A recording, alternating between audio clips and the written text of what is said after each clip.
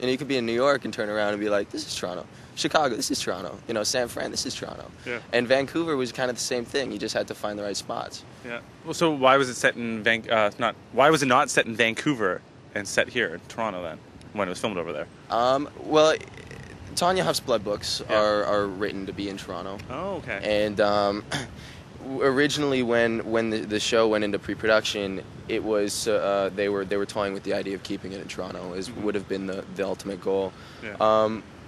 One of our production companies, our studio, was based out of Vancouver, and our Kirk Shaw, who's the executive of that studio, had a studio for us that we could use, and it was a fantastic studio. It was hard at times. It was right near the airport or the train or something. It was every 10 minutes it seemed like there was a train going by. But Vancouver worked out. I think it was just it was cheaper and it was just as good. I don't think anybody will see the difference in the show. So the show is going to premiere here in Canada quite soon, but it already had a run in the States, and you were saying how People Magazine pushed it, with 2-page spreads, 1-page spreads for 6 weeks, and you got a lot of exposure. Yeah. And you were telling me that some fans, you're getting some older lady fans, and some of them are a little crazy. What were some of the kind of things that they were sending you as fan mail? I like the older lady fans. Oh, don't get me wrong. I adore them just as much as they adore me. People are going to watch this and take this seriously. So you better mean what you're saying, okay? Because they're going to write you now. They're like, you better put on those fangs with the black contact because I'm coming for you. I'm coming for you. I've had some really, really... I think the coolest part about it is the genuine letters and the people that really... find the character or the show is something that they watch religiously, and it gives them an escape from reality, and this is life, and then there's an escape into my own imagination. So I think the ones that are just genuine about I really appreciate the fact that you put so much work into this. This character is amazing. I've fallen in love with him or whatnot is. That's a little weird, just because it's a character. It's something that I worked hard to make, but it's not who I am. And a lot of people kind of get confused as to where Kyle Schmid stops and Henry Fitzroy begins. Yeah. Are you truly Henry Fitzroy? So you don't get any like crazy letters like they're like, hey, what's your favorite blood type? I'm O positive. You want some? Oh yeah, there's tons of weird ones like that. Yeah, like I want to be your friend, or if you ever want to come down and hang out, you're more than willing to stay at my house, or if I come up to Toronto, do you think you wouldn't mind meeting me, or you seem like such a nice person, and if there's anything I can do for you, let me know. Anything. So, yeah. How do they get a hold of you? Through the production company, or how do they rate you? There's a woman named Anne who set up a fantastic website for us. It's Blood Ties, Bloodlines, I think it is.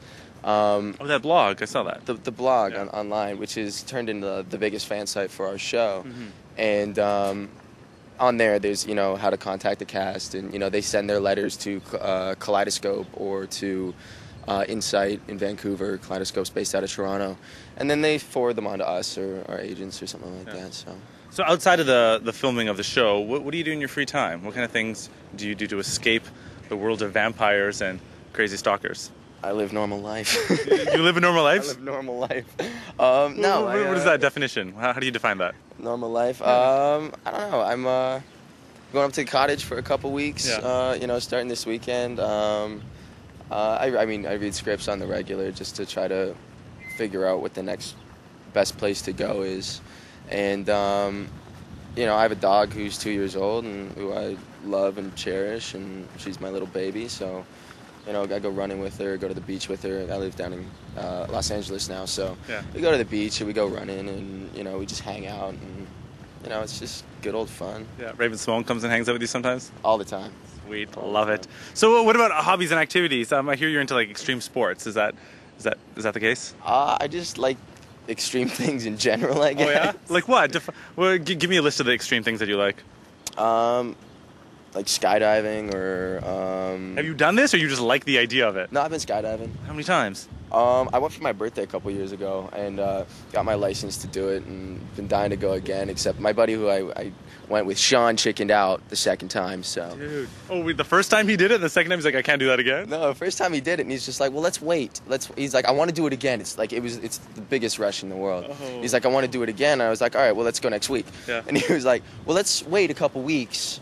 It's kind of expensive too, but he's like, let's just wait a couple weeks and, see how we feel. I'm like, dude, I want to go tomorrow, man. Like, you're killing me. I mean, skydiving, I water ski, wakeboard, I surf a little bit, snowboard. I don't really ski. Why don't you ski? Because I started snowboarding kind of at the same time, and I kind of stuck with the snowboarding, which, being in Vancouver and shooting Whistler, which was just, kind of like my first time on, like, fresh, cloud powder. Yeah. It's just, like, it's very much like surfing when you hit, a good lean into one. You just kind of soar across the snow, and you're weightless, you're lifeless. It's just, like, it's too cool, you know? You mentioned the skydiving. I'm stuck on that because that freaks me out. Doesn't the studio ever just be like, no, you can't do those kind of things. We don't want you to die. You're not insured for that. I'm probably screwing myself a little bit. And you sit there and you're like, and the guy sets you up. You go up with like 3 or 4 people at once. Yeah. And he sets you up and, he's like, 1, 2, 3. All right, you're supposed to go, man. Yeah. It's like 1, 2, 3, and you go out and you count to 10 or something like that, and you pull your chute, and you got a couple seconds of free fall, and you're on radio the whole time while he's telling you which way to pull and everything like that. And what goes through your mind when you do something like that? Like right before you do it, what is going through your mind? Just the fact that you're doing something that is so out there that nobody else does, and you're like, I'm gonna do this. Yeah. It's that simple. Like, I'm gonna do this. This is too much fun. And then once you're done, you're just like, I got a speeding ticket as soon as I finished.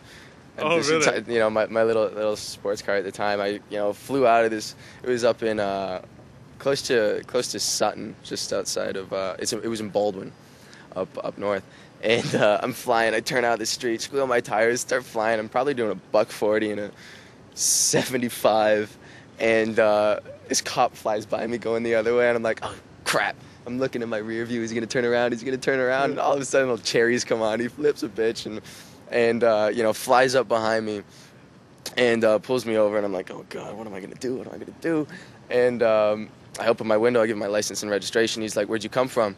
I was like, I'm nervous as hell. Like I'm probably gonna lose my license for this. Yeah. And I'm like, I was just, it was my birthday a couple days ago, and I went skydiving, and my family's right behind me, and he's like, oh, all right, young little hotshot in his, car flying down the road, going skydiving. I'm like, I'm screwed.